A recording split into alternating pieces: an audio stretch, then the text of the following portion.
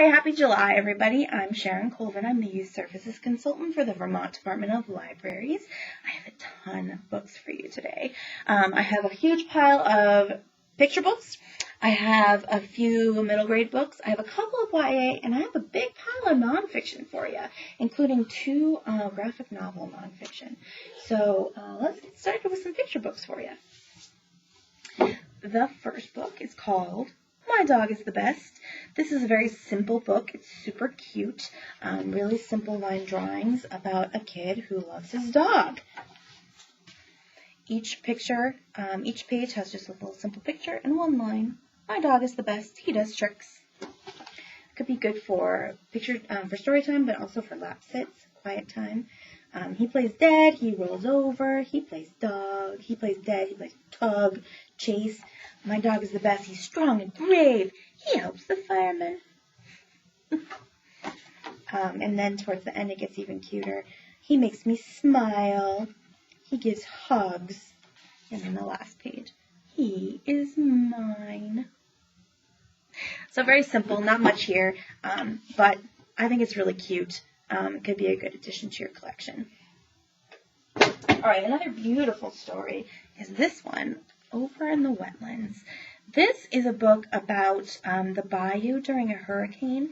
It is gorgeously written. It's like one big poem, and it definitely could be presented to kids in maybe a 1st or 2nd grade classroom as part of a poetry section or science section. But I think the words in this book are amazing. Here, I'll read you some. Over in the wetlands where the silky mist weaves, dragonfly lights on a slender reed. Bending toward the bayou, she dips one wing, rippling the water as it creeps downstream. Gentle as a whisper, too soft to hear, a faint breeze hints that a storm draws near. It's just beautiful. And so it's basically about, the animals are going to safety because they sense a storm coming. So there's pelicans and there's alligators and there's crabs, and they're trying to get safe. And so then this part is just, it's beautiful. Look at this. I might not be able to see it. Angry clouds are gathering low, water churns the undertow.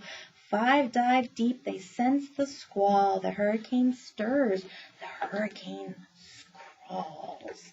Wind whip waves smash up debris, turtles swim for safer seas. Dark clouds snarl, press down the skies. The hurricane grumbles, the hurricane writhes. You don't hear this kind of language in storybooks much. And I just think it's absolutely stunning. You really get the sense of what's happening. And of course, all of the animals are just wonderful. And, it's a little scary in the middle. And I know hurricanes are a touchy subject with some kids in Vermont. So you definitely want to have a conversation. It does end on a happy note. All the animals are safe in the end. Here, I'll reach to the very end. So in the end, there's a nice sunrise. It says, over the wetlands where the stillness sighs, turtles glide over ruby skies. Pelicans cuddle in mother's wings. Mama nuzzles her gatorlings. Over the wetlands in the dead of night, dragonfly flit through the starry night. The swampland stretches all around, jumbled, peaceful, steady sound. And then there's an author's note with some information about Louisiana and some more information about the animals in the book. So I think this is great. It could be used for science, it could be used for story time, or it could be used for the language, and you could really talk about the language in this book and the poetry. All right, speaking of language, here is an alphabet book that I love. It's called R is for Rocket. Now this is an unusual alphabet book because it could be read as a complete story. So it starts in the beginning. Rocket and his friends have fun learning the alphabet. Rocket finds acorns. Owl draws an angry alligator. Bella balances a ball while a big blue butterfly watches. And so you can see that the letters on each page are highlighted or they're bolded, but it completes a sentence and it tells a story. So it all makes sense, which I really appreciate. So nobody sees goose in the tall green grass. So you could read this book as just a story if you wanted to. You could point out the language, the letters if you wanted to, but you certainly don't have to. You could use it as an alphabet book. You could use it as a storybook. You could do both. It's just really, really cute. Unfortunately, Mr. Barker can't fit under the umbrella. And then, it goes through all the letters, of course. And then at the end, it says, "Aw, the wondrous, mighty, gorgeous alphabet." So, cute story if you need an alphabet book, or just a cute storytime story. Great read aloud. All right, this book is awesome. You're a Crab, a Moody Day book. I think these books are really important. Books that name emotions are important for literacy. It's important for kids to be able to learn how to name emotions and be okay with them. And this book is hilarious and cute, and I love the artwork. It's really wonderful. So it's about being in different moods. Some days you can be a funny clownfish. Sometimes you're a silly jellyfish. And some days you're a crab. You're a crab. And some days you're mad, like an eel that zaps whatever it sees. And then it goes through all these different emotions. You might feel mean like a shark that wants to chomp something squishy and he's chomping taffy. Or frustrated like a turtle that snaps. And then you are a crab, a hard-shelled, sand in your claws, crabby crab. Don't worry, sometimes I'm a crab too. Sometimes you're a kissy frog. Sometimes you're a puffer fish that holds its breath until it makes silly faces. Sometimes you're in a good mood. And sometimes you're a crab and you want everyone to leave you alone. Sometimes you want to be a stinky anchovy. Or a mopey manatee. Or a squid with a long fish. And sometimes you're hungry and irritated. And you feel like blowing your top like a whale. I just think it's adorable. And it's telling, kids that it's okay. Sometimes you want to be a playful sea lion. And sometimes, says I, can be an octopus. And you can be a sea sponge. And I can hug you and squeeze you. I like that they make the octopus not scary. On really tough days when you're not in the mood to play at all, you can be a hermit crab. And I can be a hermit crab too. I really like this. Next part here. We can sit in our shells side by side in the sand until you feel better. And that can take as long as you need because I will be right here. I like that sentiment. I think it's wonderful. But then I'm sure your mood will change because moods do that. And soon enough you will be my happy, funny, silly crab again. It's just really cute. I like the art. So this could be a good summer story. I could just storytime story. Or if you need books about emotions. Could be good for that too. This one is about friendship, called What James Said. This is an interesting story because it starts to explain things like fighting with your friends. And it could be a really good start to an interesting conversation. So right now, at the beginning, I'm never talking to James again. We are in a fight. James is her best friend. I like that he's a boy. And this is why she's mad. James told Aiden, who tells everything to Hunter, who whispered it to Katie, who informed Dante, who told Emily, Anna, and Declan, who let Declan's little sister in on it, who told me that I think I'm perfect. Terrible. So she thinks that her best friend has been making fun of her. And of course, he hasn't. But she's really mad, and she takes a lot of effort in her day being mad at him. And the emotions on the face of this kid are fantastic. And I also love this art because you see the purple stick figures.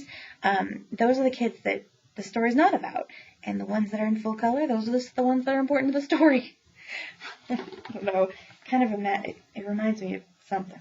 But I think it's cute. And of course, the kid, her best friend is trying desperately to figure out what's wrong with her because she won't talk to him. And he's like, do you feel sick? Can I get you the nurse? What do you need? Can I give you your favorite snack? He drew a funny picture and not working. None of it's working. And then they go to art day. And he announces, it's perfect. Your picture is perfect. I tell everybody it's perfect. And she's like, huh? Is that what he was talking about? Ding, ding, ding. And she's so busy being mad that she doesn't even hear the art teacher announcing that she will invest in show. And so she wins, and her best friend whistles for her, and she can't wait to sit back down because she's more interested in drawing than she is in being in the spotlight. Now, this part is interesting. So there's no official apology, which I think is okay because she doesn't really do anything wrong. She's just kind of angry. But in the end, she does give him her picture and her blue ribbon. And they're best friends again, of course. And it's really cute, especially when you see the picture. And she makes him a new ribbon. So it's pretty cute. It could be a really interesting conversation piece for your kids to talk about what they could have done differently to make sure that they didn't end up in a fight like this that didn't need to happen. But also, just a cute story. Alright, next one is called Welcome Home, Bear. This is a really simple book. Could be good for your toddlers, your preschoolers. I love the art. This artist is fantastic. It's a book of habitats, and it's about a bear. It's a little bit like Goldilocks, where he tries to find a new home, and everywhere he goes is not good enough. So he climbs up to see a bird, and the nest was too high. And then he goes to see mole, but it's too stuffy. He goes to see goat, but it's too high. And he goes to see octopus, it's too deep. It's too cold with polar bear. It's too wet with orangutan. Anyway, he goes along on this whole adventure. And he keeps seeing, and then at the end, he's like, all I want to do is go somewhere that's not too high, not too stuffy, or too steep, or deep, or cold, or hot, or rainy, or muddy. So what does he do? He goes back home. Told you, just like Goldilocks. But it's very cute. It's a cute introduction to habitats and where animals live. Also, the art is really cute, and it could be a good story time book. Alright, this one's wicked sweet. Rufus the Writer. This is about a kid, this ingenious kid, who decides instead of opening a lemonade stand, he's going to open a story stand. And the cutest part about this book is that he sets up his story stand and he trades stories for little objects. And the objects, of course, help inspire his stories. And so kids come to him and say, want to come swimming with us? He says, I can. I've got a story stand to run. Okay, I'll have one story. How much? Just bring me a special shell from the beach. And so he writes a story. So each of his stories is written and illustrated just as the ones he would have sold in the book. I think there are 3 or 4 of them. They're awesome. There's one about orange, there's one about a cat, there's one about buttons, and then he writes one for his little sister for her birthday. And so in the end, you have everybody comes by to give them the things that they've promised for the story. So he gets a kitten, and he gets a seashell, and he gets a button. It's really cute. And then at the end, everyone's sharing their stories, and his sister says, I want a story, and he says, I just wrote you one for your birthday tomorrow. And so he reads the story to her, and it's happily ever after. It's very cute. I think this could be a really good activity book. You could do a little unit on being a writer, on being inspired for stories, and they could write their own stories. It could be pretty cute. All right. I hate to break it to you, but back to school is here, at least in the publishing world. I got one for you here by Alyssa Capucilli, who wrote Biscuit. This one does not disappoint. It's about Bear, his first day of school. It's probably like kindergarten, maybe. And he is not having it. He just does not want to go to school. And he keeps saying, not this Bear. So his teacher says, you can hang your jacket up, not this Bear. You can put a smock on, not this Bear. He's just having trouble adjusting. So Mr. Brown, his teacher, helps him put his smock on, and he paints a picture, and he's happy. So he's not a bratty kid. He's having problems because it's his first day of school. And then it's time for a story, and the teacher says, why don't you sit down on the mat? And he says, not this Bear. I like to sit on the lap for a story, not a mat. But the story is good. And so it goes through the whole day. They have snack, and he says, everyone likes snack at school. Not this bear. I like Mama's snack. But then, of course, the bear cuts the apple lengthwise, and he sees the star, and he's very excited. And then there's music class, and they blow bubbles and all sorts of stuff. And then at the end, he says, okay, are you ready to go home? Not this bear. So it's sweet. If you are anything like me, you get a million requests for back-to-school books come August and September. So this could be a good addition to your story, to your story book collection. This is kind of vague. It doesn't tell you exactly what grade he's in. I'm going to guess kindergarten, but, it's hard to tell. And they're bears. And it could be a really good one for kids who aren't sure about what's going on. All right. This one is another back-to-school book. This is specifically about preschool, and this could be a good book for the kids who really need to know what's going to happen before it happens, because it really does go into detail about what happens at preschool. So it starts out with, this is my cubby. It's where I put my stuff, and then every couple of pages there's something in the corner that's called Rosie's Tip, and this one is, I like to bring my favorite toy from home. I keep Mr. Ted in my cubby, get him out for nap time. And then she meets her teacher, and then they play a puzzle. And Rosie's tip is, at playtime, you can play by yourself or with a friend. And then they sit in a circle, crisscross applesauce. Don't forget to raise your hand if you want to talk. So Rosie's little tips are just, they're really cute little pieces of advice for the preschooler. So it goes through things like, the job chart, and it says, don't worry if you don't get the job you want. Everyone gets a turn to do each one. These are the things the kids worry about. And so they play with clay, they go to music, they go to recess. Little tip, remember not to hit or punch. Good advice. It's nap time, but I'm not even a bit tired. Rosie's tip, even if you aren't tired, you need to lie still, close your eyes, and be quiet during nap time. It's cute. And so then, afterwards they have one more story, and then at the end, she gets to go home. See you tomorrow. So this could be a good story for kids who are going to preschool who need to know what to expect before they go. It's big, and it'll go through some of the things that happen at all preschools. So if you got kids that are nervous, it could be a good one. All right. How about some science? The most amazing creature in the sea. I love this book because it's like a contest. Which animal is the best? So it starts off with each animal introducing itself and saying, I'm the best. The box jellyfish. And then there's a leatherback sea turtle, and the mimic octopus, hagfish, which is terrifying. And there's little information about each creature. The hagfish, I'm also called the snotfish for the sticky, slippery slime I secrete when attacked. Gross. It's great. There's the sunfish, blue whale, leafy sea dragon, wolffish, and then there's a page for the helpers. I really like this.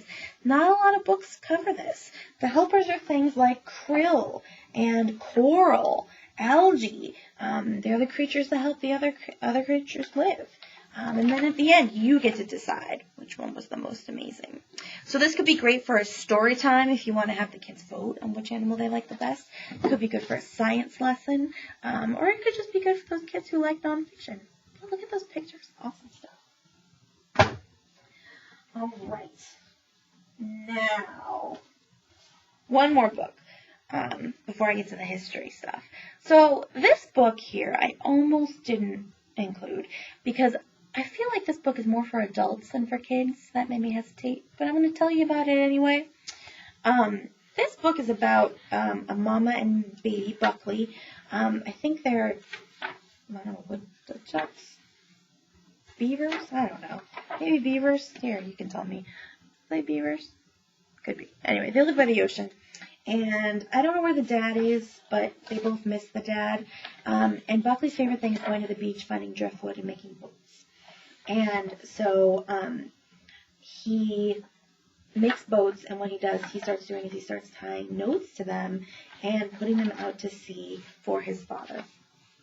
So he goes in his little boat and has a little note on it. And he sends it out to sea. And his theory is that if it doesn't come back, Papa must have gotten it. And he got his message that he loves him. And so he keeps doing this. And he keeps buying, he keeps building more and more fabulous boats. And his boats get more and more involved. And he sends his favorite ones off to his dad. And these schematics. It's crazy. And then I think about a year has gone by, because it's another birthday. They have a pirate party. He gets a pirate-shaped cake, and he goes to set off a ship for his father, and he forgets his note, so he goes into the house to get a pencil to write his note, and he finds in his mom's desk all his boats. So his father didn't receive any of those boats. His mom retrieved them and kept them safe for him. Now, this is where I think it's more adult-centered than kid-centered.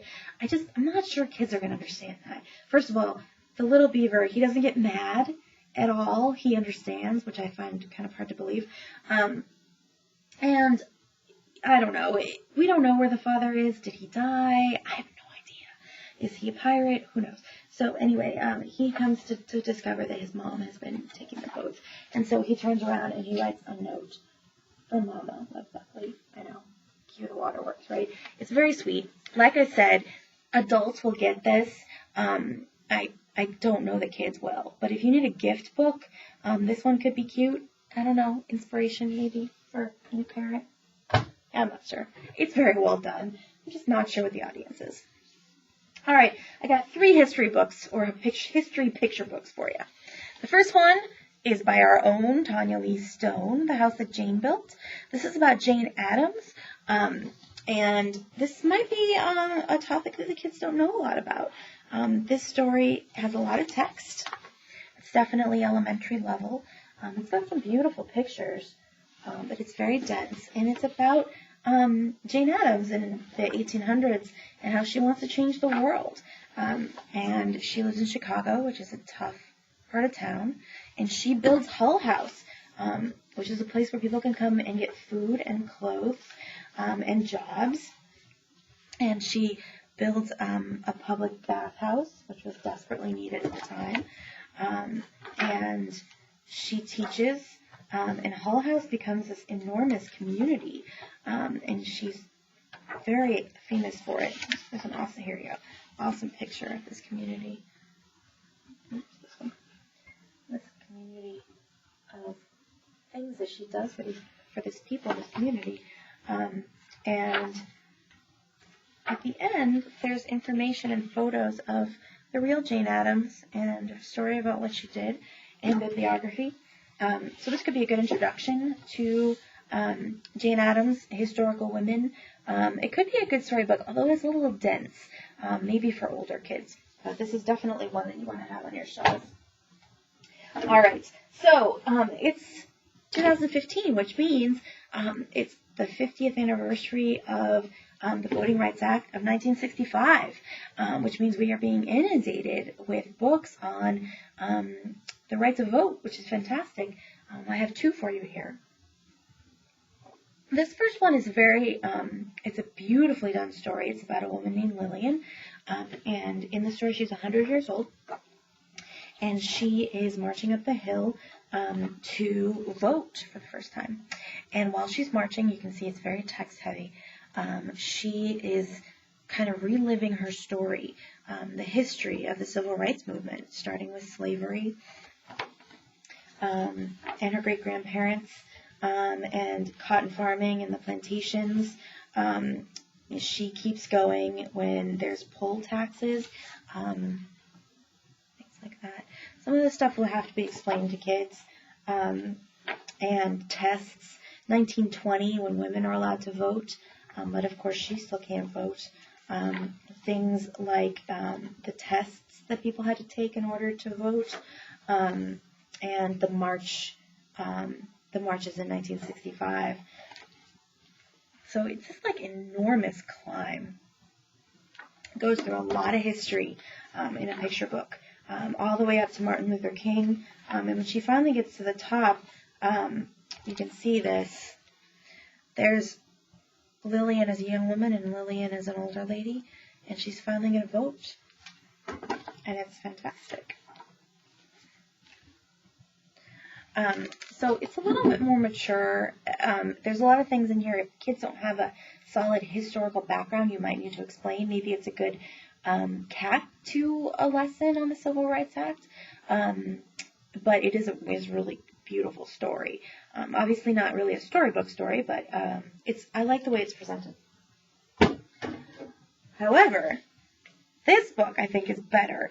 Granddaddy's Turn. I love this book. Again, bring out the waterworks. This is a story of a grandson and his grandfather, and they live on a farm together. And there's Grandpa, and there's the grandson. He's like, hard work. Why would I want to do that? And they fish together. And the grandfather's mantra is patience. Patience. And one morning, Grandma irons his grandfather's suit in the morning and says they're going to go out and do something special. And of course, the son thinks they're going to a fair. But really, they're not. They're going to vote. And he brings his camera, and he says, patience, patience. And of course, the line is very long. And he gets in line with all the people to vote. And then he takes a picture of his grandfather. He's going to go vote. So proud. And then he gets to the front of the line, and you come to find out that Grandpa can't read, and they turn him away. And the grandson watches all of it. I know, bring in the waterworks, right? This is a very powerful page right here. You can see the Mountie and the grandfather and the grandson. So he didn't get to vote. So the grandson says, don't worry, Granddaddy, I'll vote for you one day. And the grandfather passed away before he ever got to vote. So the grandson decides to vote for him one day. He's going to do it. And so here's 1976. And he's going to go vote. Are you ready for the waterworks? He breaks his grandfather's picture. And he goes and votes in honor of his grandfather. I just think that's the sweetest thing ever. Not as much history, not as much facts, not as many facts in this book, but the story is so fantastic. I just think it's so heartwarming. And just when you see this picture of this grandson looking up to the grandfather, it's just, oh, love it. This could be read as a story times book if you wanted to. It could also be an introduction to the history of the Civil Rights Movement. Either way, it could be read to younger kids, older kids. Family story time could be wonderful. So I just think this is a really, really, really good book. You're going to have a lot of choices this year of what kinds of books you want to buy. Anytime we hit a big anniversary like this, there's tons and tons of books published. But I think this one could be a good choice. All right. You ready for some nonfiction? All right. First, How to Babysit a Leopard. This book is probably for your upper elementary, middle school kind of kids. It is a diary, journal, scrapbook kind of thing. It's by Ted and Betsy Lewin. They are artists and authors and adventurers, and they've been all over the world, literally. And each chapter is about an adventure they had. And there's tons of drawings and photos and grossness the kids will love. I think they cover all 6 continents, excuse me. And you see the chapters are short, which I think is wonderful for your kids who maybe don't want to read an entire book in a sitting. So if you're looking for more literary nonfiction, or if you have kids who are really into nonfiction, or if you're reluctant readers, this could be a good book for them. It covers pretty much everything. It's not necessarily a research type book, but it's a good adventure book for kids who want to know what's really out there. So this could be a good story for you. All right, I've got, let's do this one first. This book here is for your middle school kids. Tommy, the Gun That Changed America. This is an interesting book, and I can't wait to read it. It's the history of the early 1900s through the lens of a gun, which is just interesting. I think it could be a good entry point for some of your reluctant readers. Some of the kids that really like, ammunition and wartime stories, this could be a good entry point for them to learn about maybe a time in history that they don't know about. This, of course, is the mobster gun, the iconic mobster gun. So if you have kids who are interested in mobsters, Al Capone, things like that, could be a good book for them. It is written like prose, but there's tons of pictures in it and information about, it started out as a gun that was supposed to help in trench warfare in World War I and help in the battles. But, of course, it was used instead during Prohibition and in the time of gangsters. And there's some wonderful pictures in here. And it goes through history. It's basically how this gun changed the world. It's kind of crazy when you think about it. There are some gruesome pictures in here. There are a couple of dead bodies. No blood, obviously. It's black and white. But and there's lots of gangsters. But kids love that stuff.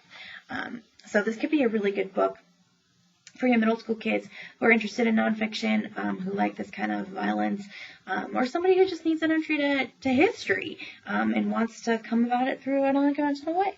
Looks really good. Got awesome reviews. All right, I have 2 graphic novels for you. This one's a little bit on the younger side. It's about Steve Jobs. My first question is, do we really need another biography of Steve Jobs? I don't know. Maybe, maybe not. If you have reluctant readers, this could be good. I have to tell you, though, I don't like this style of drawing, this kind of doodly, scribbly stuff. It's not my thing, but that doesn't mean it, it's bad. So it's definitely younger. If you have kids who are interested or who need to read a biography, and the teachers allow graphic novels, this could be good. Or kids who just like comic books, they won't read anything else. Could be a good one. This next one is definitely older. This is called Mike's Place. It's based on a true story. It's maybe not officially nonfiction, but it is based on a true story, and it takes place in Tel Aviv, and it's a story of the suicide bombings in Tel Aviv. I think it was 2003, I think. And so it's based on that, and basically the story is that these 2 kids are in this cafe. It's called Mike's Place in Tel Aviv. It's a real place, and in Mike's Place, it's like leave your politics, your religion, your differences at the door, come in, watch music, eat, drink, be merry, and everyone gets along.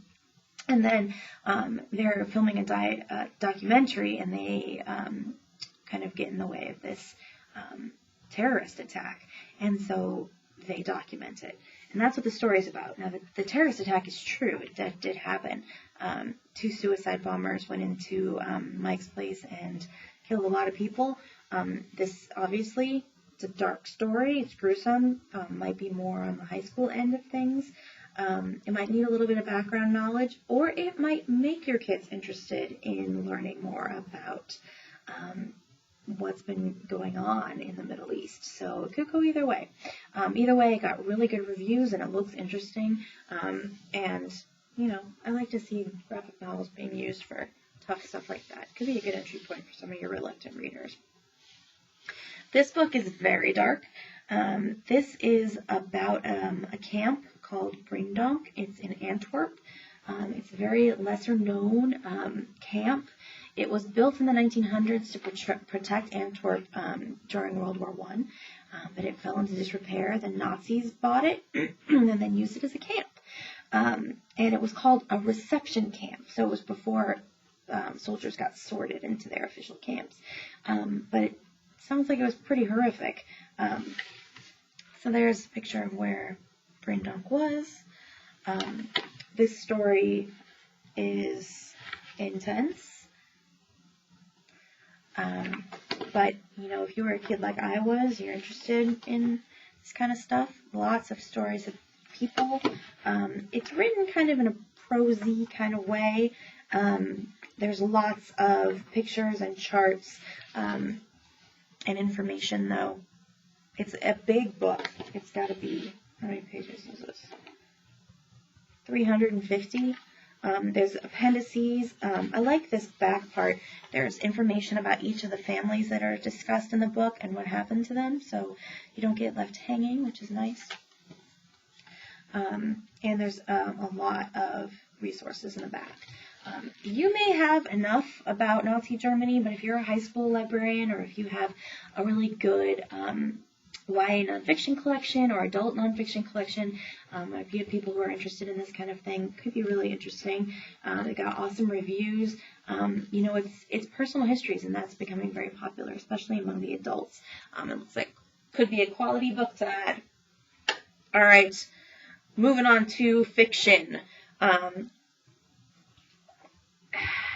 Let's start with something fluffy, candy-coated. Meg Cabot is back. This is her newest series.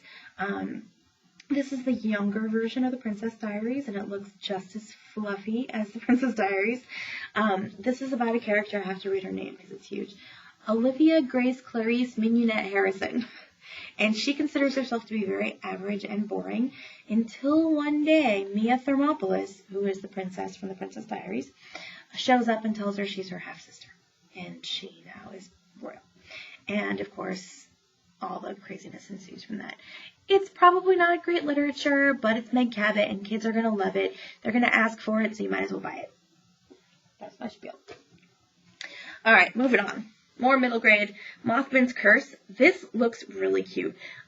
This book is about kids who live in this town that's supposedly the most haunted town in America. And I thought there were pictures in it, but, well, there's some pictures.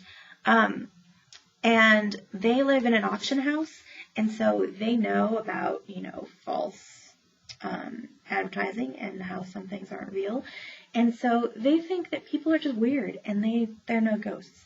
But then one day they find a Polaroid camera, and they take some photos, and in the camera there's a ghost. And so they immediately have to find out the mystery of this ghost and what the story is. And the ghost's name is Mothman, and there are all sorts of puzzles that they have to solve to break the curse. So it's probably, it's also obviously a thick book, maybe the step up from R.L. Stine. Not gruesome or graphic, but definitely kind of creepy. Next, The Sign of the Cat. This book looks like a book that could be good for kids who aren't quite ready for Aaron Hunter's books, the Warrior series, but who are interested in this kind of talking animals fantasy. This is about a kid, his name is Duncan, and he can speak the language of cats. He's also very, very smart, but his mom doesn't want him to tell anybody that he is, so she encourages him to do kind of mediocre on tests and not to tell anyone that he speaks this language, and so he doesn't. But then one day he accidentally does. And he gets kidnapped, and the king is sick, and the princess is missing, and all this crazy stuff is happening. He gets, embroiled in this adventure. Meanwhile, he can talk to the cats, and no one else can, and the cats have their own crazy world of their own. So it looks like a great adventure story for kids who like talking animals. It could be a really good one. Plus, it's boys, the main character, which might invite some boys into the series, which is good. All right, next, The Book Scavenger. This book reminds me of Escape from Mr. Limoncello's Library, although I haven't read it yet, so don't quote me on that. Well, you can, but I'm not sure. This book, it looks interesting. It's about a kid. Her name is Emily. She's 12, and her family moves all the time. And so she has a hard time making friends because she moves all the time. And so her kind of connection to the world is through this book series called Book Scavenger. And Book Scavenger is part book, part fantasy, part geocaching, real world, multiplayer game kind of thing. And that's her world. And she just moved to San Francisco. And she finds out that the author of Book Scavenger, whose name is Garrison Griswold, has been attacked and is in a coma. And so she has to go save him. And of course, there are all these puzzles and mysteries to solve in order to get to him. And then she has to save him so she can save the world. So it looks like a great adventure story, lots of puzzles. And it's, in essence about a girl who's trying to find her home. All right. A smidge older than that, another local author, another kind of hurricane. It's 2015, so it's a 10-year anniversary of Hurricane Katrina, so we're going to see lots of Katrina books. And this one looks really, really good. But, hurricanes are a tough topic in Vermont, so you definitely want to consider that before, handing it to kids and asking them how to have a conversation with kids about, how they feel about it. This book is about two boys, one named Zavian, who lives in New Orleans, and his house is destroyed in Katrina, and a kid named Henry, who he just lost his best friend. His best friend passed away, and he and his best friend had a marble they passed back and forth between them, and the marble was put into his best friend's casket, and at the last minute he takes the marble back and he puts it in his pocket. And then his mom donates a bunch of clothes to Katrina victims, and the marble accidentally goes with them. So now his marble is in New Orleans, and meanwhile, he and his family go to New Orleans to help with the reparations, and so he's seeing, the damage for himself all the way from Vermont. And then Zavian is in Baton Rouge with family, and he has a secret mission to come back to New Orleans, and meanwhile he has Henry's marble. So the two boys come together from two very different worlds, both hit by tragedy, and it looks fantastic. It looks like a really, really good story, so I can't wait to read it. All right, moving on to kind of upper middle school, high school kind of level. This book here, it got a lot of good reviews. It's called Devoted. I'm not sure this book is necessary, and if you have a collection already, I'll tell you about it, and then you can decide. It's about a girl, I can't remember her name, Rachel, and she's very Christian. Her family, they're born-again Christians. She goes to church. They kind of rule, they settle the rules. Girls are... they're married off very early. Men are in charge. Women don't have a lot of say. But that's the only world she's ever known. So that's the way she lives. And then one day she meets a girl who's escaped this church, this lifestyle. And she starts talking to her about other ways to live.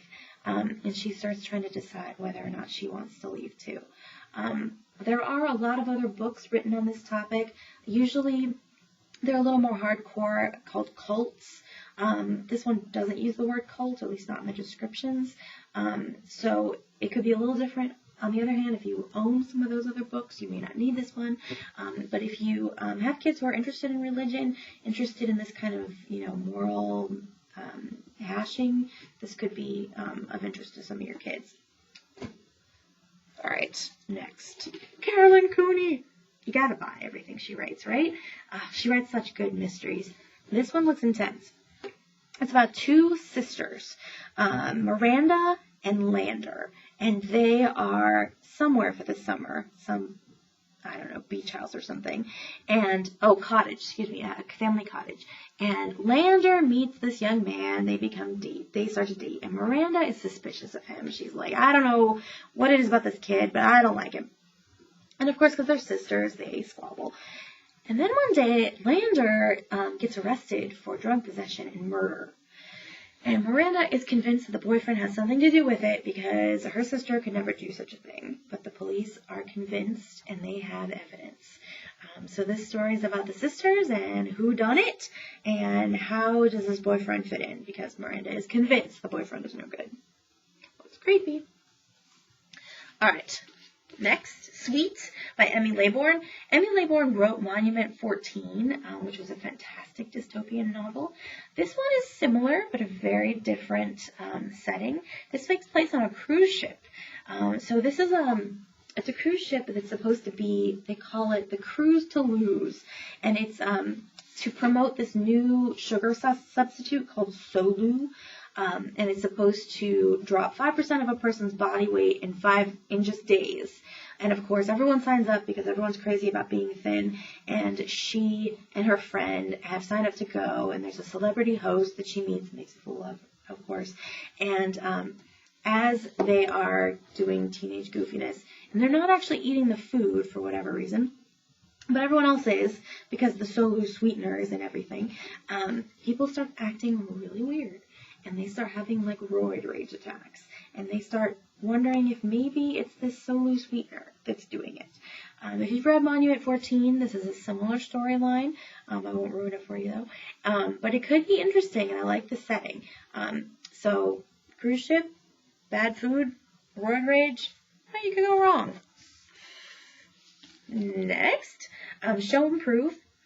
This is an urban novel, if you can't tell by the cover.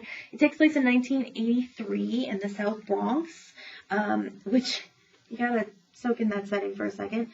If you remember 1983, you can imagine really bad fashion, a lot of hip-hop music, and it's the Reagan era. World was very, very different.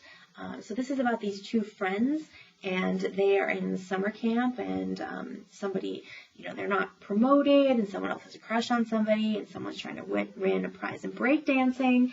Their friendship is starting to fray a little bit because they're teenagers and they're growing up, but they're also living in this crazy world of the 80s. If your kids like urban fiction, they might like this. If they like the 80s, they might like this. The 80s are kind of lost on some kids, though, so it depends on your population.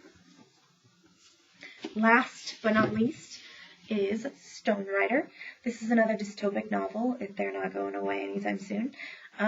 This is about a kid, his name is Adam, and in this land, there are two people. They're the people who work in the mines, and then there are people who entertain the mine workers. And so the entertainers ride these biometric bikes, and they entertain the mine workers. And so they get out of working the mine by being entertainment, and that's what Adam and his family does. And so going along with this, the world is dying, and it's not a good place to live, and there's this other colony, another planet, and everyone wants to go there. And so there is a contest, and it's this crazy race on these bikes, this totally treacherous racetrack, and he wants to do it because he wants to get a ticket to get out of this place. And so it sounds a little bit Hunger Games-y, very dystopic, very adventure-y, kind of sports meets dystopic novel. So where could you go wrong with that, right? All right, that's it. Here is my contact information for you. If you have suggestions, comments, questions, please reach out. I'm happy to talk to anybody. I also have another podcast series that's What is Sharon Reading. I don't get to read these before I review them on this series. Obviously, there's a lot of them. I read the picture books, but not the novels. So I also go through what I do read, and I do read a lot of them. And that, if you can get to by clicking on the video under Vermont Lib, you can get to our YouTube channel, and you can see everything that we've done. And just go to What is Sharon Reading, and it'll go through what I'm actually reading. So I hope that helps you with your selection. I hope you have a fabulous July. Stay cool.